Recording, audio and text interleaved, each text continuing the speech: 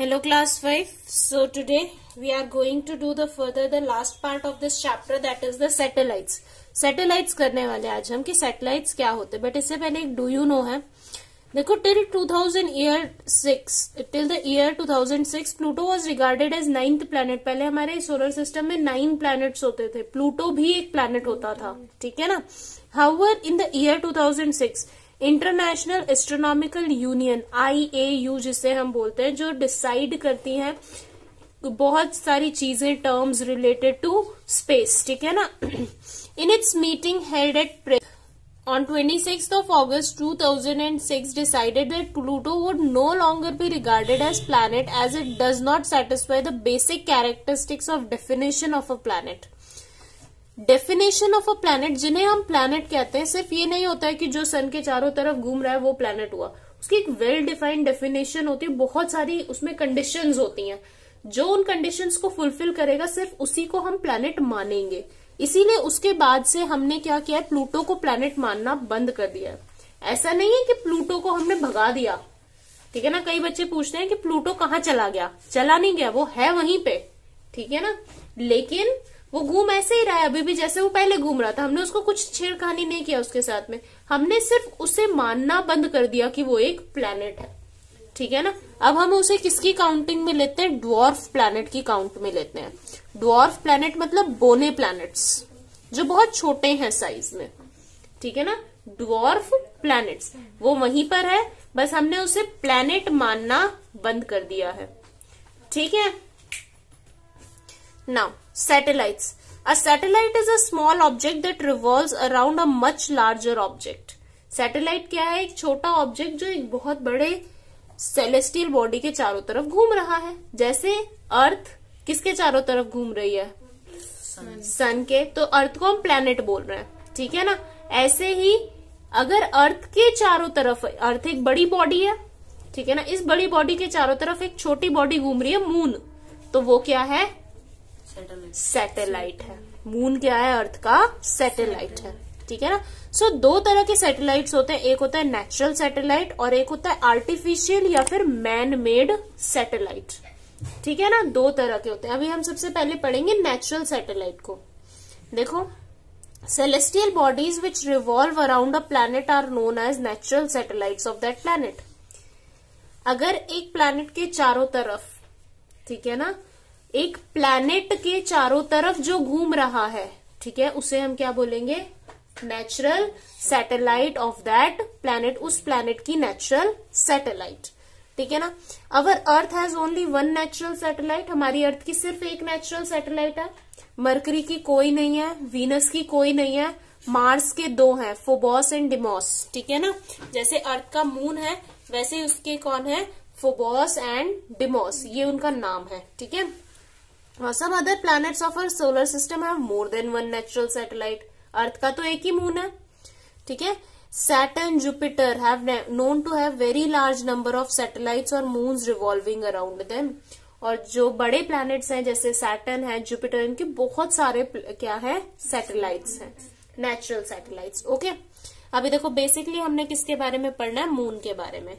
Moon our nearest neighbour in space. Earth के सबसे नजदीक कौन है, कोई स्टार नहीं है, सबसे नजदीक कौन है, मून. हमारा सबसे नजदीकी नेबर कौन है, मून, ठीक है ना. It is non luminous object. Non luminous हमने बात किया था कि कौन से होते हैं, जिनके पास अपनी हीट एंड लाइट नहीं होती है, उन्हें हम क्या बोलते हैं, नॉन ल्यूमिनस ऑब्जेक्ट, ठीक है ना. वो सिर्फ किसकी लाइट को रिफ्लेक्ट कर रहे हैं, रिफ्लेक्ट करते हैं सिर्फ किसकी, पार्ट ऑफ सनलाइट, जो उनको सन से मिल रही है उसी लाइट को क्या करते हैं, वो रिफ्लेक्ट करते हैं, ठीक है, जिसकी वजह से वो हमें दिखाई देते हैं. ओके, अभी देखिए, do you know Indians have always been fascinated by moon from very ancient times. हमें जो मून है, मून के बारे में जानना, मून के बारे में समझना बहुत अच्छा लगता है, ठीक है. 21st century India launched its lunar probe Chandrayaan-1. It was launched by ISRO. ISRO ने इसको लॉन्च किया था, इंडियन स्पेस रिसर्च ऑर्गेनाइजेशन, ठीक है ना. ये हमारी एक स्पेस में जो रिसर्च करती है ऑर्गेनाइजेशन है, ठीक है ना, जहाँ बहुत सारे साइंटिस्ट मिलके काम कर रहे हैं, इंजीनियर्स काम कर रहे हैं, ठीक है.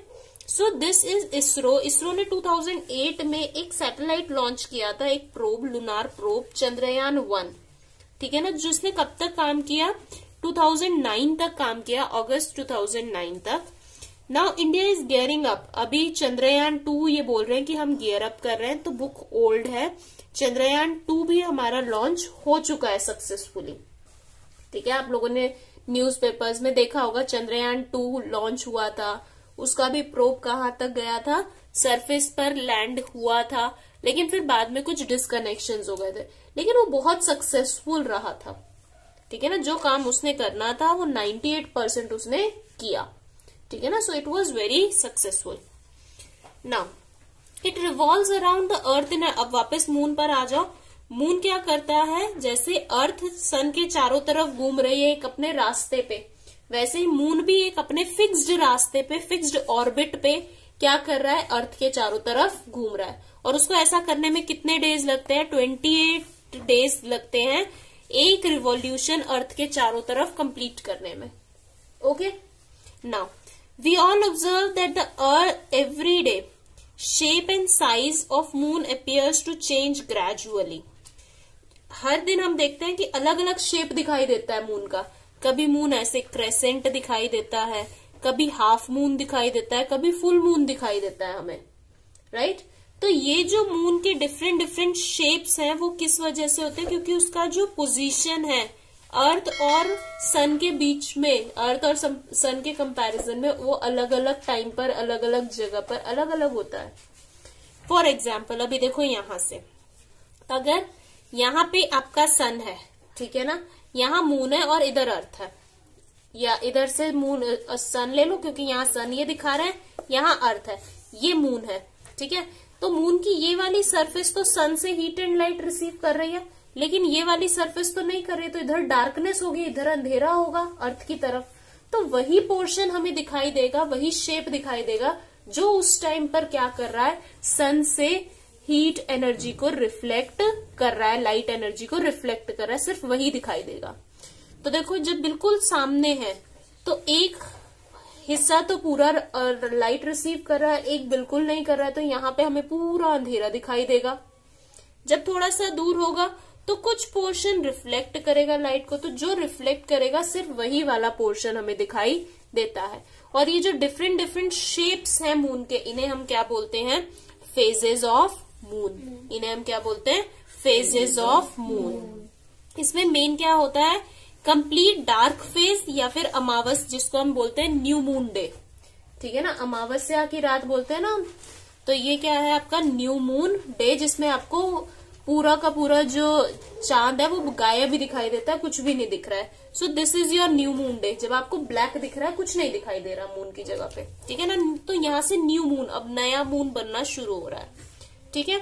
और उसके बाद होता है कंप्लीट ब्राइटनेस। ये वाला है कौन सा, कंप्लीट ब्राइटनेस वाला पार्ट, जहाँ पूरा मून आपको दिखाई दे रहा है, ठीक है ना, जिसको हम पूर्णिमा बोलते हैं या फिर उसको बोलते हैं फुल मून डे, ठीक है ना। फुल मून जहां से पूरा हो गया, अब यहाँ से घटना शुरू होगा, यहाँ से बढ़ना शुरू होता है, न्यू मून से न्यू बनना शुरू हो रहा है, यहाँ तक बन गया। अभी इसके बाद में यहाँ से घटना शुरू होगा और फिर बिल्कुल डार्कनेस पे आ जाएगा, फिर से न्यू मून पे आएगा। ये कितने दिन की साइकिल होती है, 15 दिन की साइकिल होती है, 15 डेज की क्या होती है, साइकिल होती है। Next, artificial satellites. अब मून तो हमारा कैसा सैटेलाइट था, नेचुरल सैटेलाइट। अब है हमारे आर्टिफिशियल सैटेलाइट।